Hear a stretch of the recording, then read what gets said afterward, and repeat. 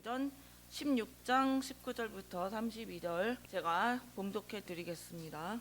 여종의 주인들은 자기 수익에 소망이 끊어진 것을 보고 바울과 실라를 붙잡아 장터로 관리들에게 끌어갔다가 상관들 앞에 데리고 가서 말하되, 이 사람들이 유대인인데 우리 성을 심히 요란하게 하여 로마 사람인 우리가 받지도 못하고 행하지도 못할 풍속을 전한다 하거늘, 무리가 일제히 일어나 고발하니 상관들이 옷을 찢어 벗기고 매로 치라 하여 많이 친 후에 옥에 가두고 간수에게 명하여 든든히 지키라 하니, 그가 이러한 명령을 받아 그들을 깊은 옥에 가두고 그 발을 착고에 든든히 채웠더니, 한밤중에 바울과 실라가 기도하고 하나님을 찬송하며 죄수들이 듣더라. 이에 갑자기 큰 지진이 나서 옥터가 움직이고 문이 곧 다 열리며 모든 사람의 매인 것이 다 벗어진지라. 간수가 자다가 깨어 옥문들이 열린 것을 보고 죄수들이 도망한 줄 생각하고 칼을 빼어 자결하려 하거늘, 바울이 크게 소리질러 이르되, 내 몸을 상하지 말라, 우리가 다 여기 있노라 하니, 간수가 등불을 달라고 하며 뛰어들어가 무서워 떨며 바울과 실라 앞에 엎드리고 그들을 데리고 나가 이르되, 선생들이여, 내가 어떻게 하여야 구원을 받으리이까 하거늘, 이르되, 주 예수를 믿으라, 그리하면 너와 내 집이 구원을 받으리라 하고 주의 말씀을 그 사람과 그 집에 있는 모든 사람에게 전하더라. 아멘. 오늘 말씀의 제목은 찬송하면 무슨 일이 생기는가 라는 제목으로 말씀을 전하려고 합니다. 제가 요즘에 블랙퍼스트 집에서 일을 하고 있잖아요. 그런데 그러면서 몇 가지 생각나고 깨달은 점들을 좀 또 나누려고 합니다. 제가 가위를 두 가지를 사용하고 있어요. 그런데 한 가위는 잘 드는데 다른 한 가위는 잘 안 들어요, 가위가. 그래서 사람이 어떻게 하게 됩니까? 아무래도 사람 심리상 잘 드는 가위를 더 자주 사용하게 됩니다. 그런데 일을 하다 보니까 가위를 한 가지만 사용할 수가 없는 거예요. 이거는 이 가위를 써야 되고 저거는 저 가위를 계속 쭉 써야 되는 그런 상황인 거예요. 그러다 보니까 가위가 덜 들어서 아이고, 가위를 하나 살까? 막 그런 생각을 하다가 칼 가는 그 칼갈이 있잖아요. 칼갈이가 이렇게 길쭉하게 된 그 스틱형으로 된 칼갈이가 있는 거예요. 그래서 저 칼갈이에다가 가위날도 갈면 안 될까? 그 생각이 들었어요. 그래서 그 긴 칼갈이에다가 가위를 갈기 시작했어요, 제가. 그래서 그 가위를 갈면서 쓰기 시작하니까 어느 날은 깜빡하고 가위를 안 갈았는데도 그 안 드는 가위가 들기 시작하더라고요. 그러면서 그 안 드는 가위를 갈면서, 하나님, 제가요, 나를 보니까요, 나는 안 드는 가위 같은데요, 하나님, 이 가위를 갈아주실 때 내 영혼도 정말 섬세하고 날렵하고 하나님이 쓰시기에 좋은 그런 영적 상태로 나를 갈아주세요. 이러면서 막 가위를 갈았어요. 그러다 보니까 이 가위를 맨날 갈았는데 이제는 깜빡하고 하루 안 갈아도 가위가 잘 드는 가위가 된 거예요. 우리 모두가 다 그런 것 같아요.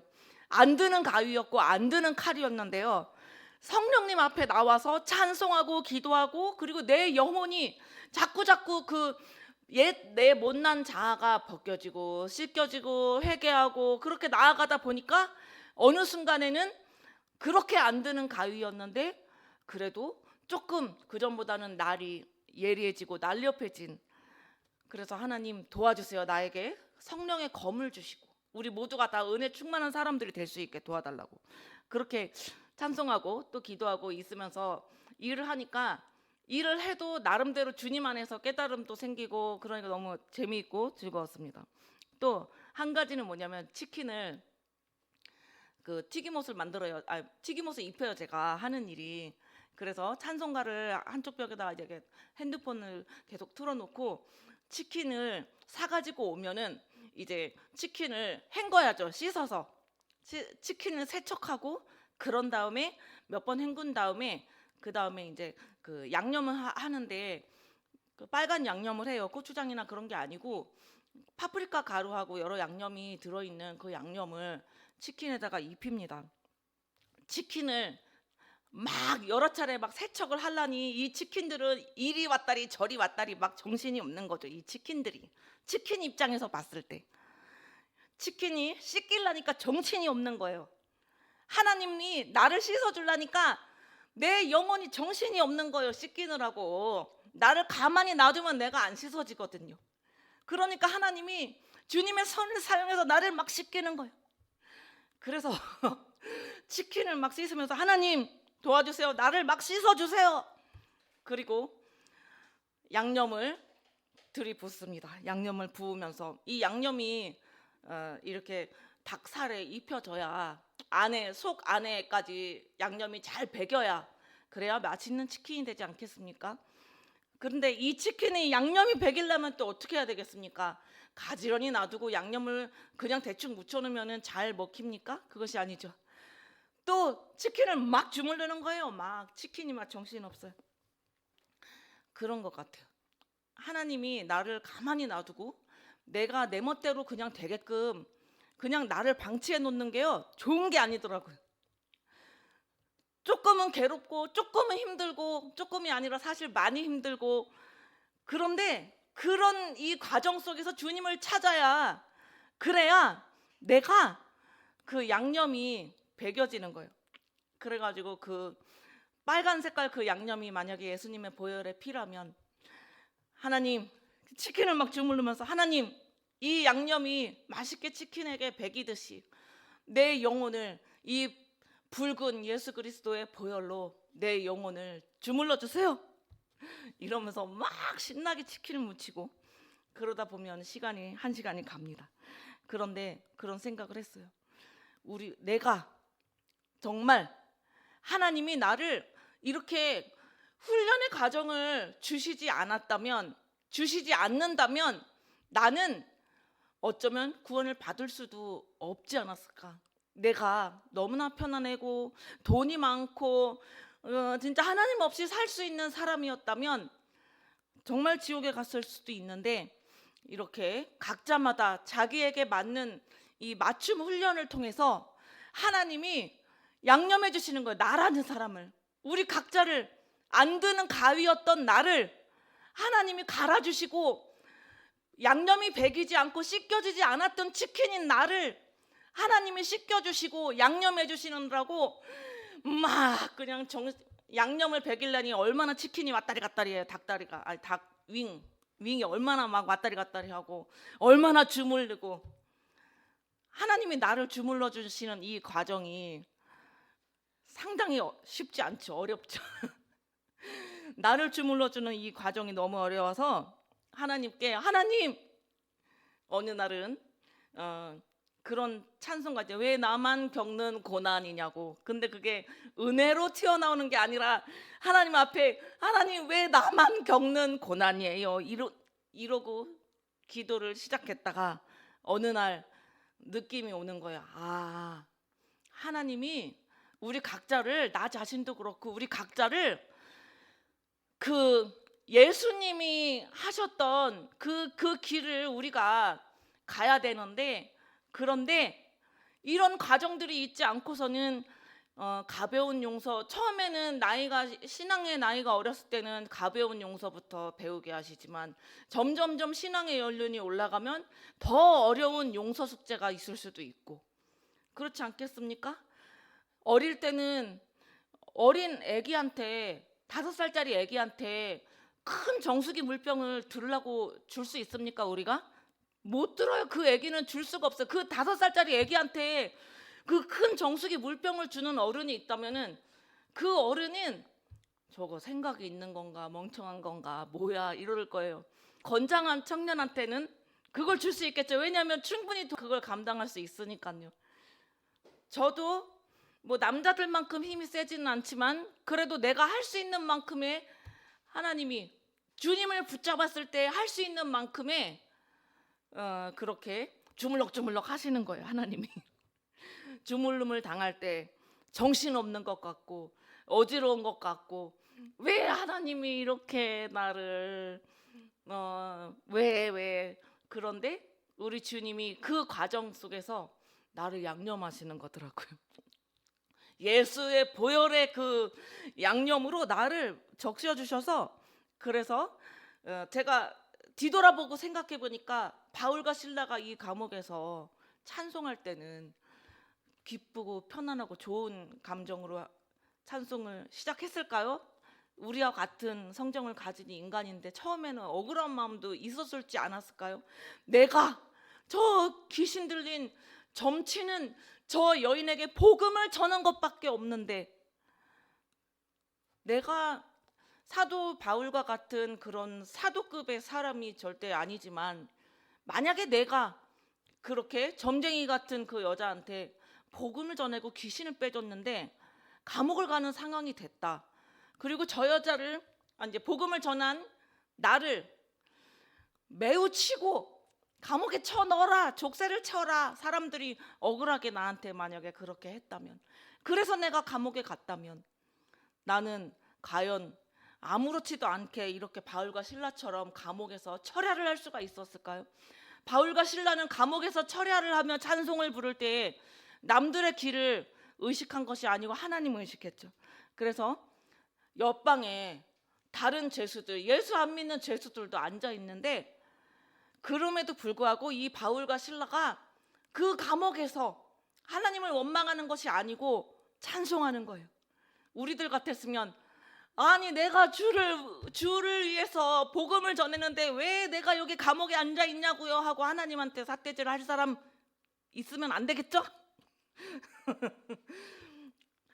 왜 내가 주의 일을 하려고 하는데 내가 왜 차가 부딪혔어? 예를 들면 왜 내가 주님을 위해서 간다고 하는데 내가 우리 집에, 예를 들어 우리 집에 도둑이 들었어? 하나님 계신 거야 안 계신 거야? 이러면 안 되겠죠 우리가. 네. 바울과 실라가 하나님을 원망했단 말이 아무리 이 16장을 읽어봐도 없어요. 그렇게 억울한 상황에 어떻게 보면 굉장히 억울해요. 왜냐면은 도둑질을 한 것도 아니고 살인을 한 것도 아니고 단지 복음을 전했는데 이 점쟁이 같은 여자의 그 주인이 이제 수입의 소망이 끊긴 걸 보고 막 무리를 소동해가지고 바울과 실라가 감옥에 갔잖아요. 바울과 실라는 되게 억울한 사람들이고 매 맞을 짓을 안 했는데 매를 맞아서 얼마나 쓰리고 아팠겠어요. 우리들 어떻습니까? 채찍 같은 매를 맞아서 이런 데가 다 터져가지고 피가 나는데 우리는 정말 철야를 할 수 있을까요? 바울과 실라처럼 막 온몸이 터져서 피가 나는데, 어쩌면 우리는 아파가지고 이거 피 나는 것 봐 이러고 있지는 않았을런지. 저도 일을 하다 보니까 조금씩 손을 베인다든지 제 몸에 상처가 약간씩 생기는 거예요. 그래서 어느 날 내 손이나 이런 데를 바라보면서 상처가 생긴 내 몸이 보기가 싫은 거예요. 꼴 보기 싫은 거예요. 하나님, 상처가 점점 조금씩 어렸을 때부터 나이를 먹으니까 흉터들이 조금씩 있어요. 그리고 더 되기 싫은 게 흉터가 빨리빨리 안 없어지네요. 하나님, 이러고 있는데 제 마음속에 갑자기 그냥 내 마음의 생각으로 너는 그 상처를 통해 예수 그리스도의 상처를 바라봐라. 갑자기 이런 생각이 오는 거예요. 내 상처 흉터 꼴 보기 싫다고 이러고 있는데, 그러다가 찬송가를 하나 틀고 이렇게 찬송을 부르는데, 꼴 보기 싫은 흉터를 생각하지 말고 예수 그리스도의 그 흉터를 바라봐라. 그런 마음이 오면서 갑자기 내 마음에 감동이 오는 거야. 그렇구나. 이게 사람의 가치관이 꼴 보기 싫은 이 부정적인 생각에 내가 앉아 있느냐, 아니면 하나님의 그 마음으로, 이게 찬송 속에서 마음이 갑자기 딱 바뀌는 거예요. 그 흉터를 통해 내가 예수님을 바라볼 수 있다면, 그렇다면 그렇게 내가 조금씩 생각조차도 주님 안에서 긍정적으로 될 수 있다면, 그렇다면 나는 점점 더 내 마음속에 있는, 알게 모르게 나한테 어려서부터 지금까지 보이지 않게 들어왔던 이 악한 영향들이 있을 거 아니에요. 우리가 다 사탄이 줬던 영향들이, 그런 것들이 내가 다 점점 더 빠져나갈 수 있겠구나. 이게 하나님의 은혜로구나. 그런 마음이 듭니다. 바울과 실라가 원망하지 않고 매를 맞아서 피가 터져도 주님을 바라보고, 아마 바울과 실라도 자기가 이 터진 상처들을 바라봤을 때 어쩌면 예수님을 생각했을지도 모르겠어요. 그 감옥에서 주님을 찬송할 때 예수님을 생각하면서 더 뜨거운 눈물이 흘렀을 거예요. 우리보다는 더. 이 얼마나 아파요. 쓰라리고 그 쓰라리고 아프면서 울면서 아, 예수님은 나보다 더 아프셨구나. 예수님은 나보다 더 아프셨구나. 우리 예수님은 나보다 더 아프셨는데 나는 이런 죄값을 치러도 되지만 원래 죄인이니까, 죄인 중에 괴수니까 꼭 감옥 갈 죄를 치르지 않았어도, 감옥에 와도 이렇게 매를 맞아서 피가 터져도 나는 죄인이니까 괜찮지만 예수님은 죄인도 아니고 하나님이신 그 예수님이 왜 그런 고난을 당하셨던가, 막 눈물을 철철 흘리면서 철야를 했을 거라고 생각이 돼요. 그런 내용은 그렇게 안 나와 있지만 저의 상상으로는 그래요. 자기들의 그 맞은 상처, 피자국, 이것을 바라보면서 예수님은 나보다 더 힘들으셨지, 그랬을 거예요. 그렇게 정말 눈물 없이 넘어갈 수 없는 그 철야를, 사도 바울과 실라가 그 눈물 없이 넘어갈 수 없는 그 철야를 하면서 기적이 일어난 거예요. 옥문이 열린 거예요. 내 영혼에도 기적이 일어날 수 있어요. 내 영혼이 주님을 향해 부르짖을 때 나 자신이라는 감옥이 벗겨지는 거예요. 남이 나의 앞길을 막았다? 그러면은 여러분들 다 열받죠. 근데요, 내가 주님을 찾지 않으므로 내가 내 앞길 막고 앉아 있어.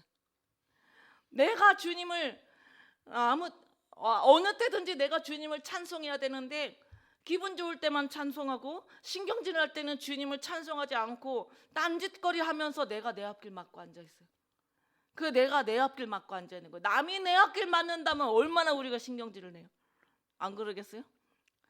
저 인간이 내 앞길을 막았어? 죽었어. 이럴 건데 지가 지 앞길 막고 앉았다니까. 찬송할 때 입 벌려서 찬송하고 기도할 때 입 벌려서 부르짖고. 사실 저도 예전에는 주여 하는 게 얼마나 부끄러웠어요. 솔직히 말하면은 이게 부끄럽다기보다 쑥스러워가지고 주여가 안 되는 거예요. 막 청년 때 20살 때 어떤 목사님이 저보고 주여 삼창해봐 이러는데 막 쑥스러워가지고 주여가 안 튀어나와. 그랬는데 할 수 있어야 된다는 거예요. 왜? 내가 아주 간절하게 엄마 아빠가 필요할 때, 어렸을 때 생각났을 때 뭐냐면, 제가 어릴 적에 똥tuk간에 빠진 적이 있었어요. 7살 때. 옛날 푸세식 화장실은요, 빠지면은 참 고생입니다. 제가 빠진 거예요. 그럴 때 제가 아빠를 불렀는데 얼마나 간절하게 부르짖었는지, 아빠가 한 번 불러도 안 와, 2번 불러도 안 와, 3번 불러도 안 와. 전 먹은 힘을 다해서 아빠를 찾고 부르짖었던 게 생각나는 거예요. 그래서 제가 그렇게 하라는 뜻이구나. 그래서 하나님 앞에 아버지 주여 하고 그때 아빠를 찾았던, 그래서 젖 먹던 힘을 다해서 아빠 하고 막 부르짖으니까 아빠가 와서 그렇게 뚱뚱해서 나를 빼줬어요. 그게 뭐냐면 이 죄악의 수렁으로 생각이 돼요. 영적으로 바라봤을 때는 죄악의 수렁에 있는 나를, 하나님을, 내 아빠잖아요. 하나님이 아빠 주여 하고 부르짖으면 우리 주님이 달려오셔서 그렇게 똥tuk간에 빠져있던, 이 죄악에 빠져있던 나를 건져주셔서 은혜의 길에 서 있을 수 있게 해주시는 것입니다. 우리 하나님이 바로 그런 하나님인 거예요. 죄악의 수렁에 있던 나를 건져주시고, 그리고 나 자신이라는 감옥에 갇혀있는 나도 찬송과 주여를 부르며 주님을 찾을 때에 이 옥문이 열린 것처럼 내 영혼에 지진이 나가지고 쫙 옥문이 열리는 거예요. 그리고 여기 옥문이 열리면서 간수가 막 자결하려고 죄수들이 도망갔는 줄 알고, 그럴 때 이렇게 바울과 실라가 가지 말라고 그러면서 이 간수들이 본인도 구원받고 또 가족들까지도 그런 일이 벌어지잖아요.